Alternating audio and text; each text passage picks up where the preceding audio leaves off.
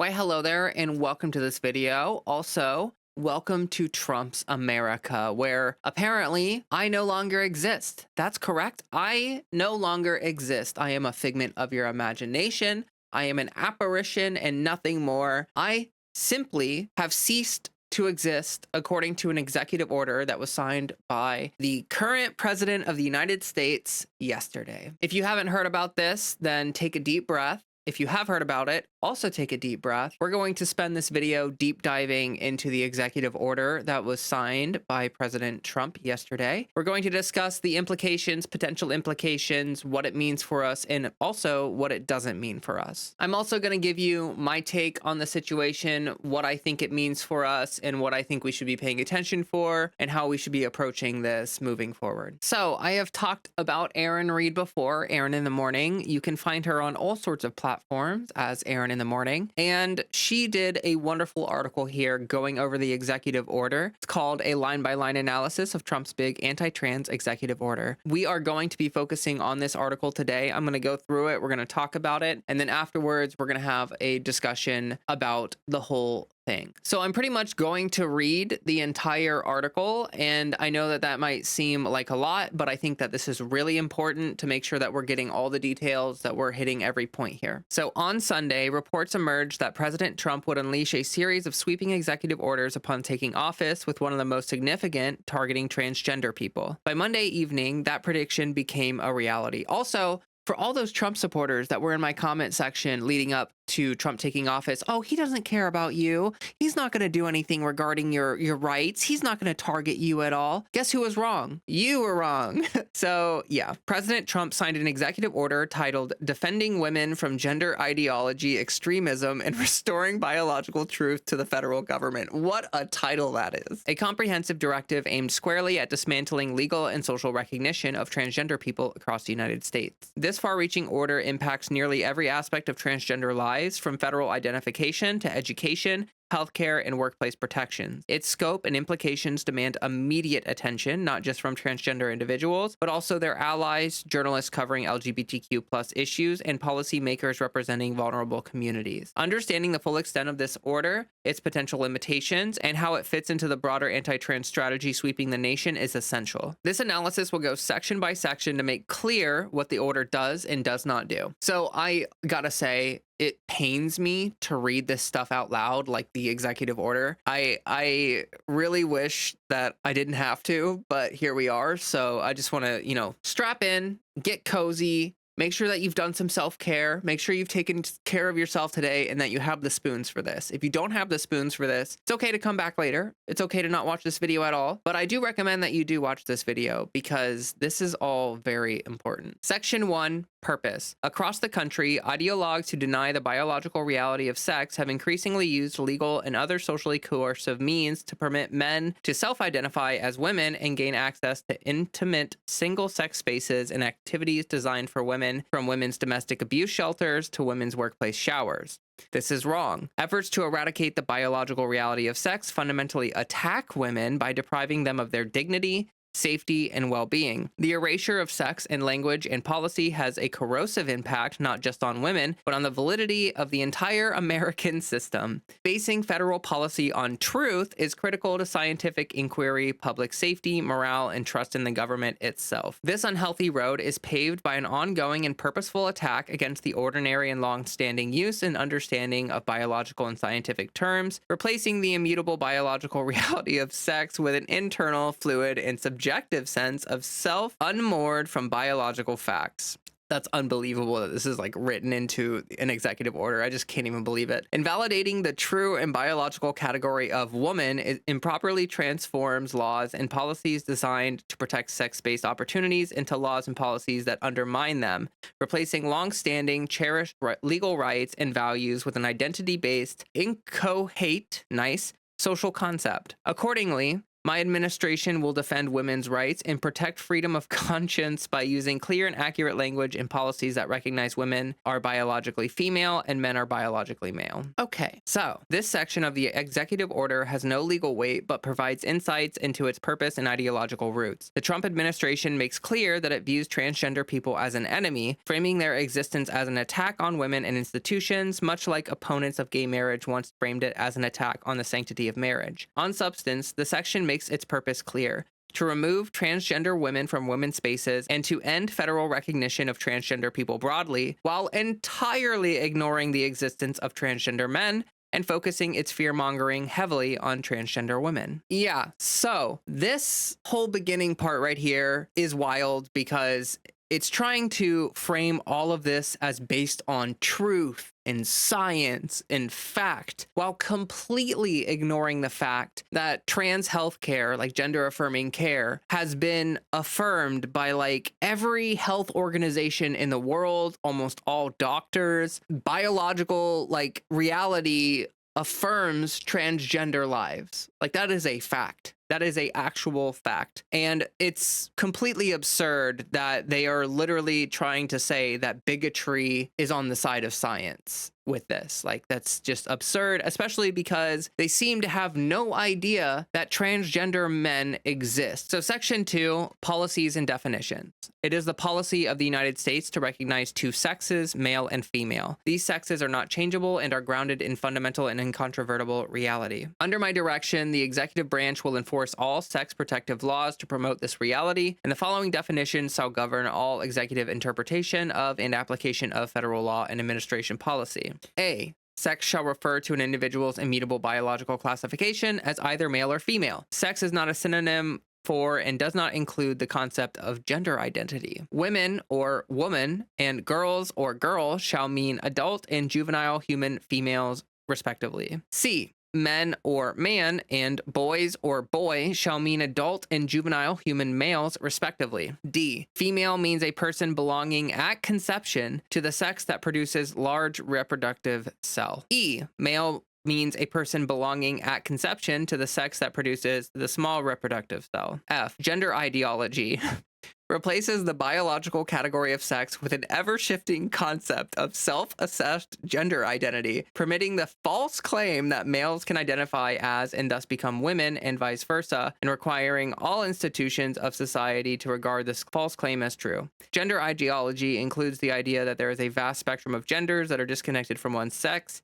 Gender ideology is internally inconsistent in that it diminishes sex as an identifiable or useful category, but nevertheless maintains that it is possible for a person to be born in the wrong sex body. So before I read what Aaron had to say, I just want to say my points first. So there is a brief admission that trans men exist in this. This is the section that essentially writes non-binary people out of existence. So apparently non-binary people just no longer exist. Like me, I consider myself a non-binary woman, which means to me, I'm on the agender spectrum. I do not see gender as a first order thing. It's quite secondary. It's not very intuitive to me. But I do consider myself a woman, just not a binary woman, like a non-binary woman. So I apparently do not exist. I just am, again, a figment of your imagination, an apparition, a fever dream, whatever you want to call it. Also, I wanted to point out that they say at conception, the sex or whatever, sex is developed like later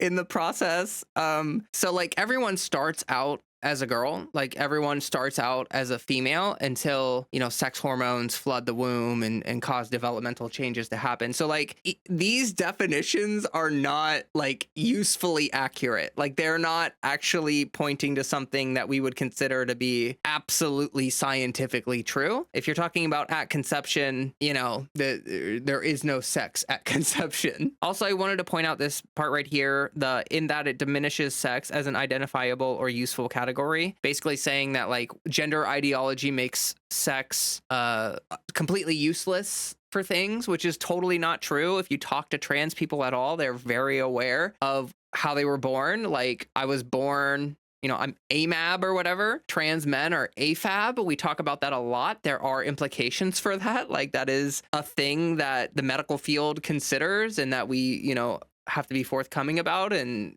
it's considered. It's not like it's not useful anymore just because we have a more nuanced and complete understanding of it. Like it's goofy. Okay, let's see what Aaron has to say. This section, called the definition section, may appear to have little immediate legal impact, but its potential application across Trump's government is vast and far-reaching. Drawing from a type of legislation spreading across heavily Republican states, often referred to as a Women's Bill of Rights, these definitions ironically grant no new rights to women, but instead aim to establish definitions of sex that effectively erase the legal existence of transgender people. Under Trump's executive order, this section defines terms like male and female in ways that could fundamentally reshape how laws, policies, and regulations are applied throughout federal agencies. The practical implications are enormous. These definitions form the foundation for the rest of the executive order, serving as a directive for every federal agency to reinterpret and enforce their policies through this narrow and reductive lens. For instance, the Department of Education could use this definition to exclude transgender women from Title IX protection. Department of Veteran Affairs could apply it to mandate bathroom signs based on perceived biological sex. These are just a few examples of how these definitions could trickle down into agency decisions, potentially impacting countless aspects of daily life for transgender people. While this section alone lacks direct enforcement power, it establishes the framework through which Trump's administration will define and regulate gender, effectively framing how the government will view and treat transgender individuals. While this section alone lacks direct enforcement power, it establishes the framework through which Trump's administration will define and regulate gender, effectively framing how the government will view and treat transgender individuals in every policy and decision moving forward. Section 3, recognizing women are biologically distinct from men. So I just wanted to check in with everybody. How's everybody doing? You doing okay? We're going to keep going here. I promise that by the end of this video, you may in fact feel a little bit better about this than you are feeling right now. And that's not necessarily a super promise, but that's like a maybe, you know? So hold on to that. Section 3, recognizing women are biologically distinct from men. Within 30 days of the date of this order, the Secretary of Health and Human Services shall provide to the U.S. government, external partners, and the public clear guidance expanding on the sex-based definitions set forth in this order. B, each agency and all federal employees shall enforce laws governing sex-based rights, protections, opportunities, and accommodations to protect men and women as biologically distinct sexes. Each agency should give the terms sex, male, female, women, men, boys, and girls, and meaning set forth in Section 2 of this order when interpreting or applying statuses, regulations, or guidance in all other official agency business, documentations, and communications. When administering or enforcing sex-based distinctions, every agency and all federal employees acting in an official capacity on behalf of their agency shall use the term sex and not gender in all applicable federal policies and documents. So I don't really have much to say about it. Let's see what Aaron has to say. This section of the executive order is designed explicitly to enforce the defined terms of sex across federal agencies and employees. It mandates that these definitions be applied in the interpretations of all statutes, regulations, and guidance, as well as in agency business, documentations, and communications. Additionally, it assigns significant responsibility to the Secretary of Health and Human Services, tasking the department with leading the development for guidance for other federal agencies on how to implement and adhere these definitions in their operation. The Secretaries of State and Homeland Security and the Director of the Office of Personnel Management shall implement changes to require that government-issued identification documents, including passports, visas, and global entry cards, accurately reflect the holder's sex, as defined under Section 2 of this order, and the Director of the Office of Personnel Management shall ensure that applicable personal records accurately report federal employees' sex, as defined by Section 2 of this order. Agencies shall remove all statements, policies, regulations, forms, communications, or other internal and external messages that promote or otherwise inculcate gender ideology, and shall cease using such statements, policies, regulations, forms, communications, or other messages. Agency forms that require an individual's sex shall list male or female and shall not request gender identity. Agencies shall take all necessary steps as permitted by law to end the federal funding of gender ideology. This section marks the first directly impactful provision of the executive order targeting federal documentation. It mandates that passports, visas, and global entry cards must reflect sex as defined in the earlier section of the order. The specifics of the implementation remain unclear. Questions linger over whether the policy will apply only to new documents or if existing passports will be retroactively altered. Notably, An NBC correspondent reported that a legal expert advised caution for those holding non-binary X markers, suggesting that such passports could potentially be confiscated or replaced when traveling internationally, though Aaron in the Morning has been unable to independently confirm this interpretation. In some states, similar policies have already resulted in confiscation and replacements of driver's licenses. Last year, Florida's Department of Highway Safety and Motor Vehicles announced that gender changes would no longer be allowed on driver's licenses under a similar policy, warning that misrepresenting one's gender could constitute fraud. This policy led directly to the cancellation of a transgender woman's driver's license after she updated her gender marker. Similar measures have also been enacted in Texas and Kansas. However, implementing such policies on a federal level may prove more complex and time-consuming, particularly for transgender people who have already updated their passports under previous guidelines. Section 4. Privacy and intimate spaces. The Attorney General and Secretary of Homeland Security shall ensure that males are not detained in women's prisons or housed in women's detention centers, including through amendment as necessary of Part 115.41 of Title 28, Code of Federal Regulations and Interpretation of Guidance regarding the Americans with Disability Act. The Secretary of Housing and Urban Development shall prepare and submit for notice and comment rulemaking a policy to rescind the final rule entitled Equal Access in accordance with an individual's gender identity and community planning and development programs of September 21, 2016, 81 FR 64763, and shall submit a public comment a policy protecting women seeking single-sex grape shelters. The Attorney General shall ensure that the Bureau of Prisons reveals its policies concerning medical care to be consistent with this order and shall ensure that no federal funds are expended for any medical procedure, treatment, or drug for the purpose of conforming an inmate's appearance to that of the opposite sex. This section, titled Privacy and Intimate Spaces, would have significant impacts on women's detention facilities, prisons, and other similar environments. It mandates that males, defined by the executive order to include transgender women, be barred from women's detention centers. Additionally, it prohibits the use of federal funding for gender-affirming care in those spaces. Policies like these have already been enacted in Florida, where transgender women in custody face severe treatment. They have had their heads forcibly shorn, feminine items confiscated, and have been subjected to government-mandated conversion therapy. In one Florida case, a judge went so far as to describe transgender inmates as individuals experiencing short-term delusions. If federally implemented, this executive order could extend those draconian practices to prisons across the United States. And then this subsection, agencies shall effectuate this policy by taking appropriate action to ensure that intimate spaces designated for women, girls, or females, or for men, boys, or males are designated by sex and not identity. This subsection, though brief, represents a potentially significant and impactful change under the executive order. If any part of this order directly leads to a federal bathroom ban targeting transgender individuals, this section is the most likely catalyst. It mandates that federal agencies ensure intimate spaces are designated by sex as defined earlier in the order, rather than by gender identity. This provision could be used to enforce a federal bathroom ban, mirroring Speaker Mike Johnson's bathroom ban in United States House facilities. The implications could extend to federal facilities nationwide, including national parks, Washington, D.C. museums, airports, VA hospitals, and more.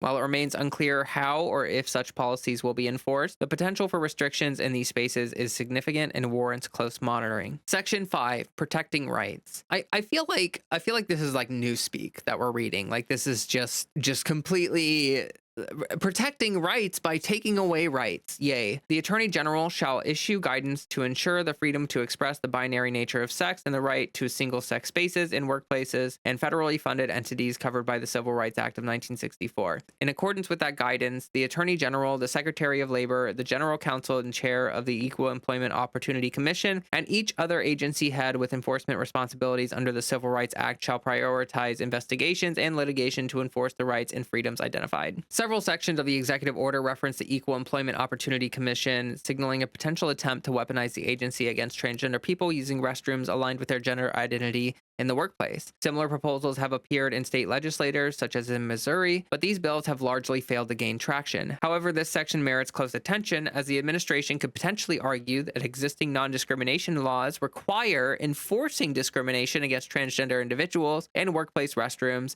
setting a dangerous precedent. Each agency head shall promptly rescind all guidance documents inconsistent with the requirements of this order or the Attorney General's guidance issued pursuant to this order, or rescind such parts of such documents that are inconsistent in such manner. Such documents include, but are not limited to. The final section of the executive order is a sweeping rollback of several positive pieces of guidance issued by the Biden administration regarding LGBTQ plus protections. It rescinds Title IX guidance that protects transgender individuals, guidance to schools aimed at addressing anti-LGBTQ plus bullying, and protections for intersex youth. Additionally, it reverses guidance on applications of Bostock versus Clayton County to workplace protections and eliminates other workplace protection guidelines. This section underscores the administration's intent to dismantle federal protections for LGBTQ plus people. Ultimately, while the executive order is undeniably sweeping in scope and potential impact, many of its provisions will not take immediate effect. Implementation will require time, navigating complex rulemaking processes, and will almost certainly face legal challenges that could delay enforcement for months or even years. However, the executive order package provides a clear blueprint for where the Trump administration intends to target transgender rights. Its ultimate effectiveness, or lack thereof, will hinge on the resistance it encounters both in courts and from the broader social opposition. Okay, now that we have officially read through the executive order and the kind of summary going over what each section means, I want everybody to take another deep breath. Just take another deep breath, just in and out.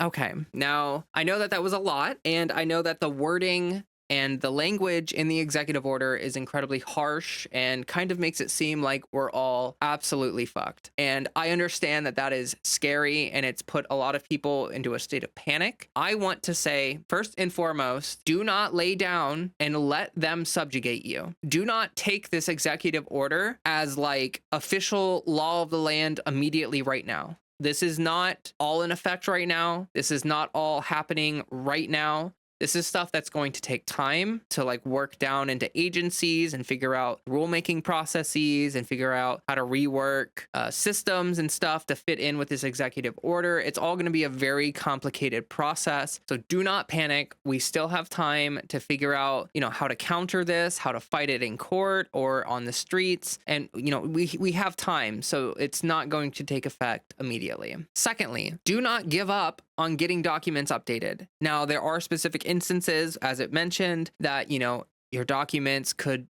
constitute fraud. Like if you are non-binary and you have an X gender marker on specific documents, that could be considered fraud. Now, if you are a trans woman or a trans man and you pass and you get pulled over and you show your card and it says an F or an M, if you pass, I don't think anyone's going to bat an eye. I don't think anyone's going to, put you down for fraud or anything like that. They don't know what your genitals are. So that's just something I would say off the bat, that there are still a lot of people who will get away with having updated documents. The next point that I wanted to make, which I sort of just made, is that it will take possibly quite a while to get this stuff implemented. There will be legal challenges, and I hope that there will be protests and that there will be demonstrations done to try to fight this executive order. There are a lot of Republicans even who don't want to see this kind of stuff like be focused on so much by the Trump administration. If we make it clear that they are like focusing all this time and energy on discrimination against transgender individuals, then there will be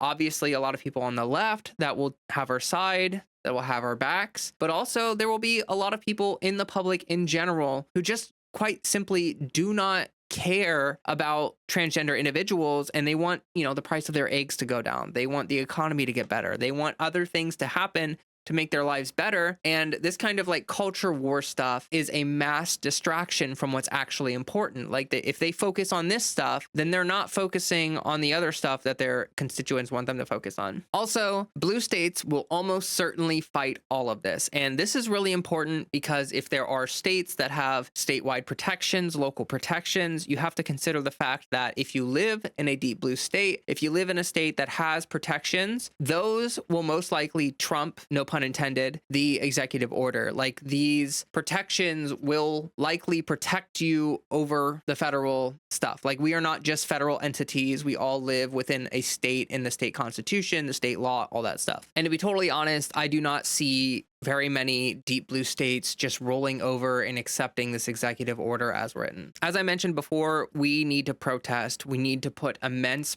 pressure on the systems that attempt to implement these draconian restrictions. Now, an example of this that I would like to give is actually in my state, Ohio. Last year, there was essentially a flurry of anti-trans stuff going on, and they tried to pass a gender affirming care ban that was pretty restrictive. Like, it essentially would have made it impossible. It would have banned it for minors and then made it impossible for adults due to the heavy restrictions and regulations to get gender affirming care. So it effectively would have banned gender affirming care for everyone. So we have a Republican governor here in Ohio named Mike DeWine, and he actually vetoed this ban, which was then overridden by the Ohio legislature by a 2/3 vote. So it was, gonna go into effect. And essentially, before the ban or the regulations for adults went into effect, it went into a public comment period where we were able to submit comments to the Department of Public Health here in Ohio, the state level Department of Public Health, to discuss, like, hey, what is this gonna do? How is this going to affect people? And after that public comment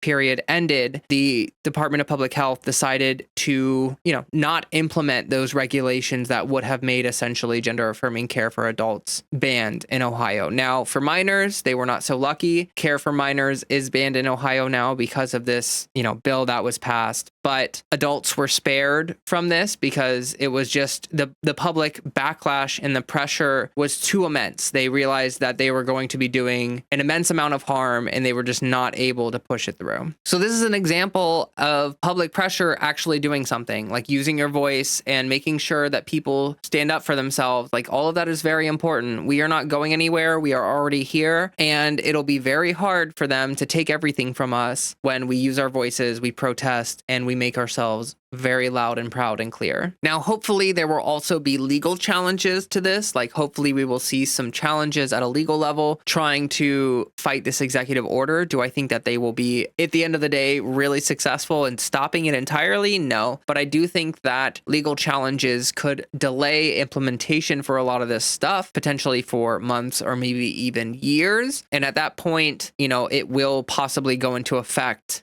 after a period of time, and we will see these draconian crackdowns. But we have to keep in mind that this is an executive order, and it is extremely easy for executive orders to be wiped away by a Democratic president. Kind of like how, our protections that Biden put in place are being wiped away by Trump right now. He put in protections via executive order, and those were not there to stay. Like, I think if you were paying attention and you knew about our system, our political system, you would have been quite aware that, like, hey, if a Republican gets in, these protections are likely going to be reversed and, taken away from us. So likely this executive order will be like a 4-year setback at most, like, it will be a tragedy and it will affect people's lives and it'll make our lives harder. But this will be a temporary setback because it's not written into law. So let's talk about what are the biggest areas of concern for this executive order. Like, what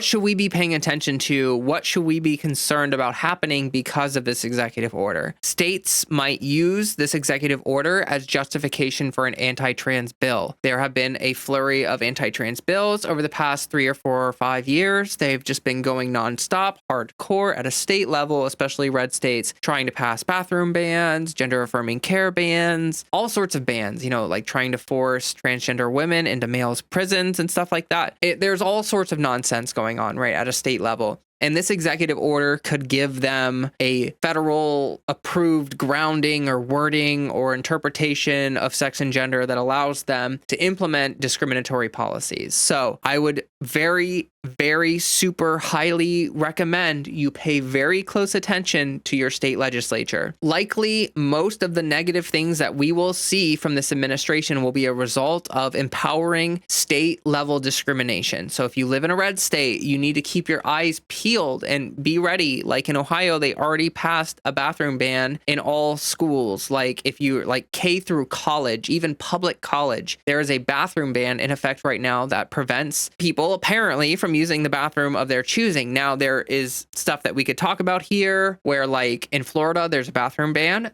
0 people have been charged for it because, like, who's enforcing that, right? Like, there needs to be enforcement mechanisms for these bills as well. Just because certain things are illegal doesn't really mean much unless there is an enforcement mechanism. Now, if you're talking about bathroom bans, I don't really see cops desiring to spend their time around or outside of bathrooms doing genital checks. So we are not seeing people get charged for these kinds of things, but it is one of those things where if someone wanted to attack you and, like if you're in a bathroom and someone wants to have a problem with you, this could give them a legal justification in terms of a bathroom ban to like come after you. So if you're in Ohio, you go to school, you go to the bathroom that you feel most comfortable with, someone could use it as a justification to attack you, legally attack you. My next big concern has to do with a potential federal bathroom ban because of the wording of the executive order. It could be possible for them to essentially mandate a federal bathroom ban and prevent transgender individuals from using the bathroom they're most comfortable with in federal facilities. Again,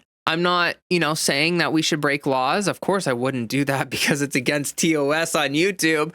But I'm just saying that, like, theoretically, if there was a bathroom ban, I just don't really know how they would enforce that. Like, I'm not really sure how an enforcement mechanism would even come to be for that. So, my next area of concern has to do with government documentation. I think that government documentation is an area that will most likely be targeted because of this executive order. During the Biden presidency, if you wanted to get your passport updated, the gender marker on that updated, it was extremely easy. You could even get an X on it, for non-binary individuals. And I just think that that's going to be tough. I feel like it's going to be rather easy for them to start denying people for, gender changes on their passport, all that stuff. Like, I think that's going to be a thing. Now, keep in mind, this executive order would only apply directly to federal documents. It would not apply to like a driver's license directly unless a state wanted to use the executive order to, come up with a thing to then target transgender individuals. Again, this executive order is setting up a groundwork, a foundation for discrimination and bigotry at a state level, as well as broadly at a federal level. And again, as I mentioned, executive orders can be wiped away with the next presidency. So like, for instance, I do not have my gender marker updated yet. I'm going to really, really try to get that done. I got my legal name change done, a lot of stuff done before the presidency, but my passport is not done and my gender marker has not changed on my driver's license yet. I'm going to work on that and hopefully I won't get denied or anything like that. But if I do get denied, if they won't let me change it, then I will wait until the next Democratic president to do that. And that will be, as far as I'm concerned, a 4-year setback. Now, keep in mind that none of this mentioned legal name changes or anything like that. So if you want to go ahead and get a legal name change, get your ID updated and all that in that sense, then it doesn't seem like this executive order will target that. Next up, prisons. This one is probably one of the worst things that we will see as a result of this executive order. We will likely see like federal prisons and also probably state prisons as well use this as justification for discrimination, like we've heard about in Florida. They have implemented a lot of this kind of stuff, and it's draconian and it's disgusting, and people do not deserve that. It doesn't matter if you've committed a crime or not. You deserve decency. You deserve respect for your humanity. Like, we don't need to dehumanize people just because they are inmates in a corrupt detention center and stuff like that. Like our prison system is disgusting, and people that are in that prison system are often dehumanized by our society, but they deserve to be treated with respect and treated as humans because they are humans.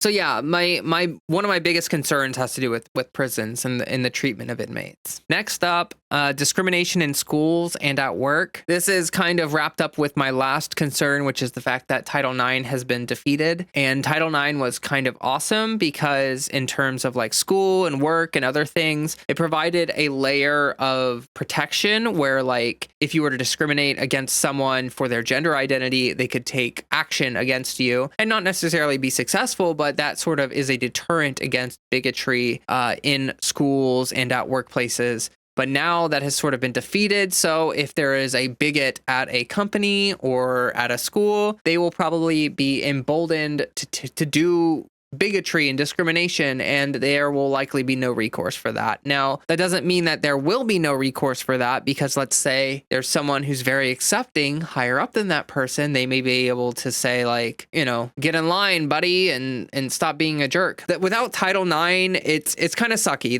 That's a really bad thing. Like, Title IX was wonderful in terms of protections because it really did almost give like protected status to transgender individuals, and that was something that I think we will surely miss. Okay, so those are my big areas of concern. I feel like those things are where we should be focusing our attention in terms of like, what will the outcomes be of this executive order? What should we be really concerned about? Probably the things that I outlined here: states using it as justification for anti-trans bills, a federal bathroom ban, government documentation, prisons, discrimination in schools at work, and the lack of Title IX. Those things are definitely the hard hitters from this executive order. Now, I did want to say this, and I know that some people might chew my head off a little bit for this, but this executive order does come off to me as very virtue signally. Like, this executive order reads as essentially a way for Republicans to then go online and then say like, oh, trans people don't exist, ha ha ha, you no longer exist, you're deluded or mentally ill, because apparently on Meta now you're allowed to call trans people mentally ill, and that sucks. It really does suck. It's very, very, very virtue signally. Now, they outlined very few enforcement mechanisms, and there are a lot of broad generalities and stuff in this executive order. It's not very specific in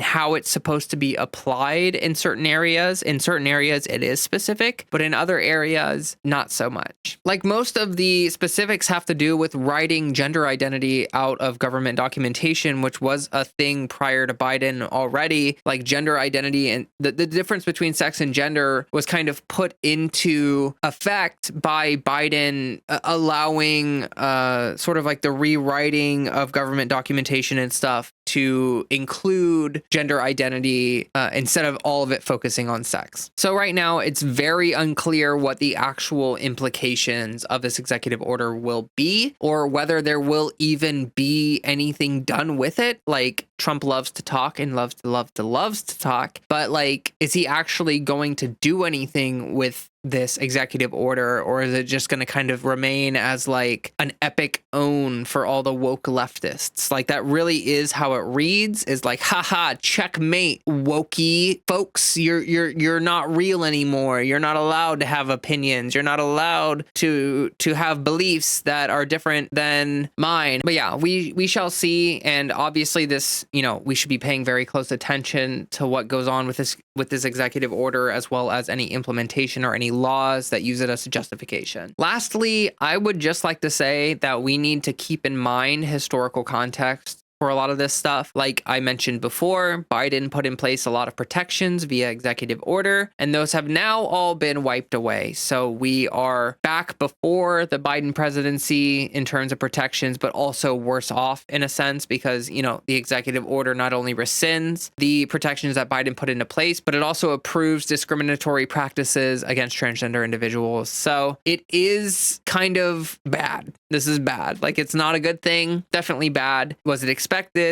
I guess so. Is one of those things that, you know, we probably should have expected if you didn't expect it. Like, Trump, you know, spent $215 million on anti-trans ads. So this was definitely something that he was going to spend some time and energy on in some fashion. But just keep in mind that this is not like a bill that has passed. Like, it is not an official law of the land. It is an executive order. And there is a difference between a bill and executive order. Executive orders can just be poofed away by the next presidency. So just keep that in mind. Also, with historical context, we should just keep in mind the fact that, like, at one point in time in the United States, not too long ago even, it was illegal to be trans in the United States. Like, there was a time period where it was illegal to go out in public dressed in, like, if you're a trans woman dressed as, you know, a woman, that was illegal at one point. And you gotta understand that, like, people have lived through that. There are trans elders that have lived through that time period, through like the Stonewall riots and everything like that. And I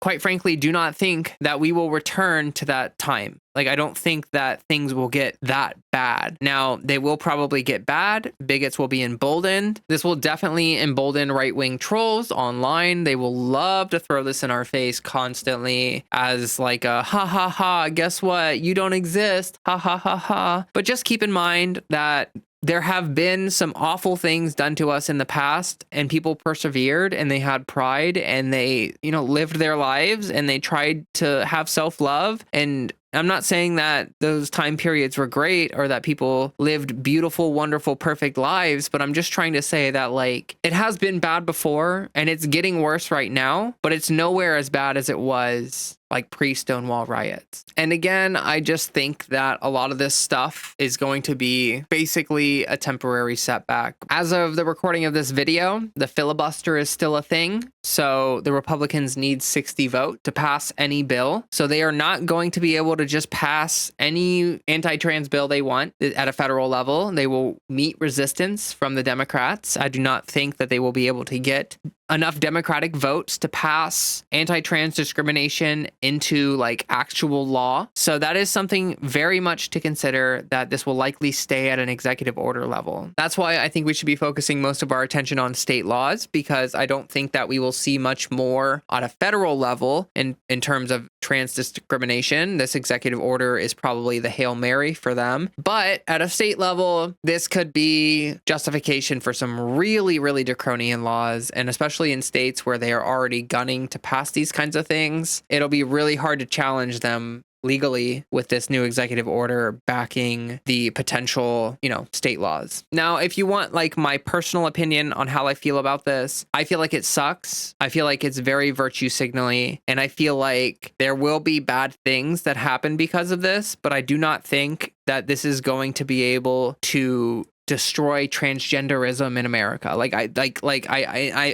say that knowing that that's a stupid way to phrase it. That's like how the right wing would phrase it. I don't think that this will like erase transgender people from public. Like, essentially we have been erased from government documentation, according to this executive order and all that stuff, but we still exist. You cannot put the toothpaste back in the tube. I think that progress has moved way too far forward for them to be able to force us back to like pre-Stonewall era and stuff like that. I just don't think that they are able to do that. Like, I think we have moved too far forward. But yeah, public perception has shifted over the years, and we just have to keep in mind that like there are a lot of people on our side, and there's also a lot of people who don't want the Trump administration focusing on this stuff. So, keep talking about the price of eggs, keep talking about the economy. If it doesn't get better, if things get worse, if he puts in place tariffs and all sorts of other stuff, we will see Trump's approval rating plummet. Like, he has promised the world to these people. And if he does not deliver on that, then we can point to things like this executive order. Like, why is he spending his time doing this instead of bringing down the price of eggs? We can try to raise a fuss about this. Again, I know I mentioned this more than a couple times. Protesting. Like, pride events over the next 4 years need to be like protests. Like, I know that that's what they're supposed to be anyway. Like, they are a form of protest. But like, we need to get loud. We need to be proud. We need to be in the streets. And we need to be making it clear that we are not going anywhere. Because if we make it clear we're not going anywhere, I don't really know what they're going to do. Like, I think that they think that this executive order is going to defeat leftism and force us all back into the closet and erase our trans identities. And that's just simply not going to happen. We are accepted broadly, socially, and that's not going to change just because he signed a piece of paper. So I know that the wording is scary, and it's all very scary, and the potential implications are scary, and it's all very scary. But we just have to keep in mind, like, for me, I live in a red state. I work with a lot of people that respect me. I live with people that respect me. I live around people that respect me. I'm not too worried about my community discriminating against me because my community cares about me as an individual. And I know that that's not necessarily what we want to be,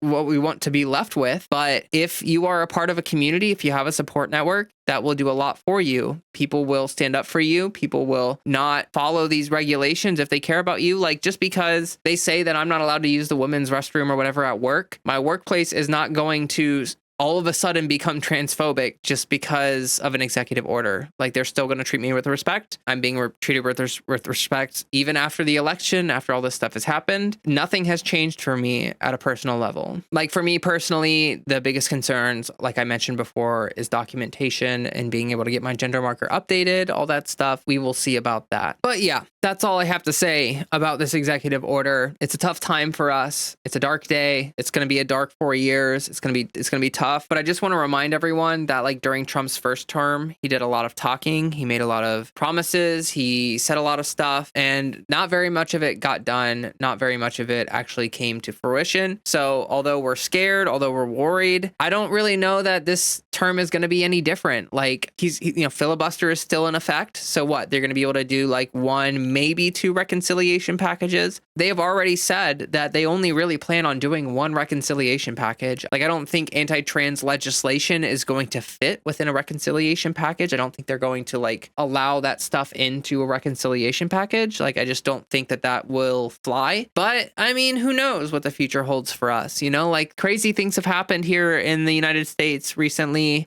We've had a lot of stuff happen. So who knows what's going to happen in the future? I just have a very strong feeling that progress has made too much gains for them to effectively defeat leftism. Like, progressive stuff has sort of been woven into the fabric of society. There are a lot of people that work within these federal agencies that are sympathetic to transgender individuals. You have to keep in mind that just because a right-wing guy put this into effect doesn't mean that like everyone in society is going to be right-wing on this issue from now on. There are a lot of people who are going to resist this, I will say. And even if they kind of rewrite transgender individuals and reduce us to our birth sex, I mean, that's all just on documentation. Like, that might all just be the way we are represented within government documentation, within the wording of things, and that sucks. But yeah, okay, that's pretty much all I have to say about it. It's crappy. It sucks. We don't really know what the implications of this executive order will be for potentially a while, to be honest with you, and it might kind of be just words. Like, we just have to see how they decide to try to implement this, whether there's any enforcement mechanisms for this kind of stuff, whether they actually spend any time on it, whether this stuff gets challenged legally, whether social pressures kind of put a hindrance on it. Like, we'll see what happens. I mean, who knows? But please, if you are listening to this video, if you feel discouraged, if you feel threatened, try to focus on self-care. Try to build a support network. Make sure that you have people around you that affirm you, that care about you, that make you feel protected in your local community, in your situation, wherever you may be, whoever you may be. Make sure that you build up enough of a support network so that you feel in some way protected. Stuff like that will be super necessary over the next 4 years to maintain a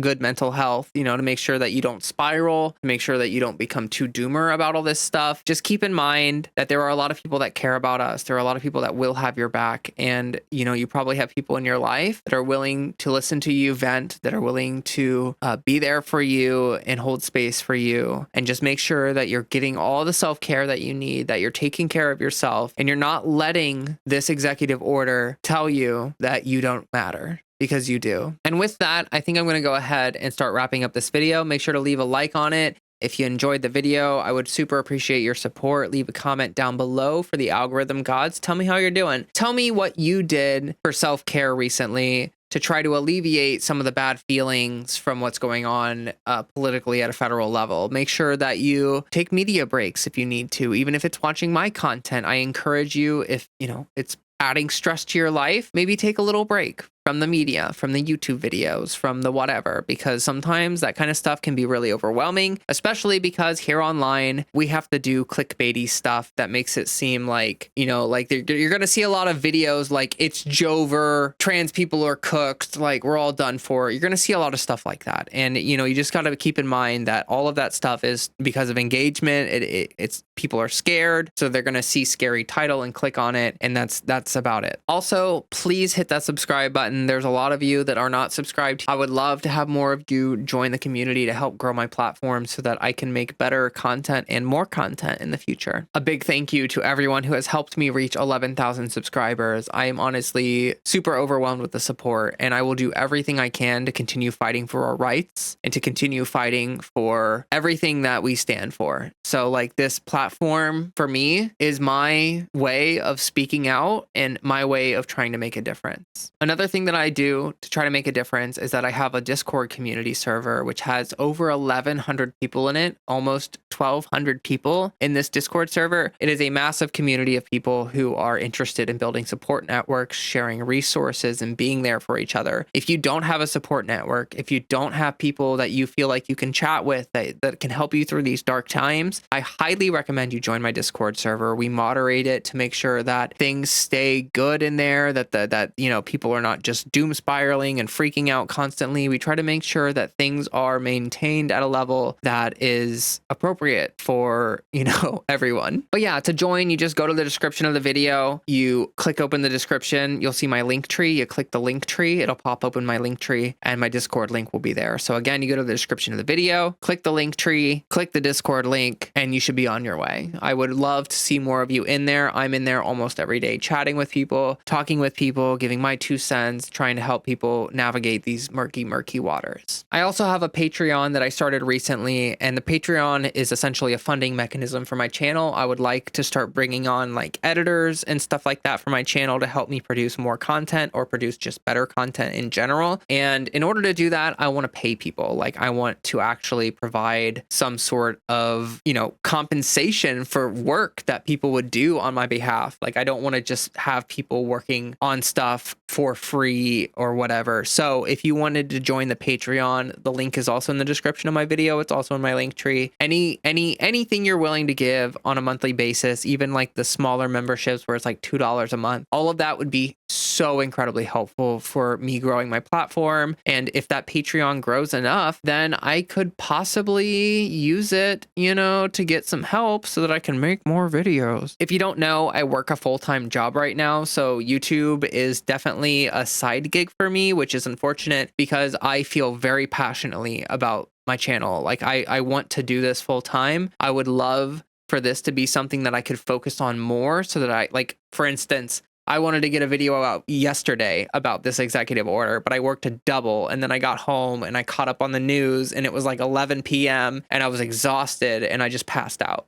If I didn't have to work a full-time job, oh my gosh, I could like stream more often. I could like make more videos. It could be pretty awesome. So that's my goal. That's what I'm working towards. And I appreciate everyone who has contributed to that so far and trying to help me get to that point. You're going to see Patreon members popping up on screen. You're going to see people flashing up here. Thank you all so much for the support. I really, really appreciate it. And now I have to go ahead and thank my super supporters. So I actually see some new Patreon subs here in general. So I wanted to say thank you all very much for the new Patreon members. Like, your support means the world to me. It really is wonderful to open this page and see new names and see more supporters. It makes the world of difference to me. It really does mean a lot. So the super supporters are Sarah Buck, Nikki Notzel, Sarah, and Sam Howard. Thank you guys so very much. All of my Patreons, I appreciate you all so very much, but the super supporters really do go above and beyond, providing me with the funding I need to try to grow this platform and to produce better and more content in the future. And with that, I think I'm going to wrap this up. I'm going to get out of here, go edit this video, and try to get it up tonight. It's like 1 a.m, so my Patreons will probably get access to this video at like 3 a.m. or something like that. Everyone else will see it tomorrow, which would be like the 22nd. Well, today, I guess, because it's 1 a.m, but whatever. Point is, video is over. I'm going to get out of here. I appreciate you all so very much for watching, especially if you made it to this point. That means a lot that you stick around through my entire video, because I know that I'm super long-winded. My videos are often very lengthy, and I appreciate that people are willing to sit through that and that, you appreciate my content. So thank you. And before I get out of here, I do just have one favor to ask of you, one tiny little itty bitty favor, and that's for you to drink some water.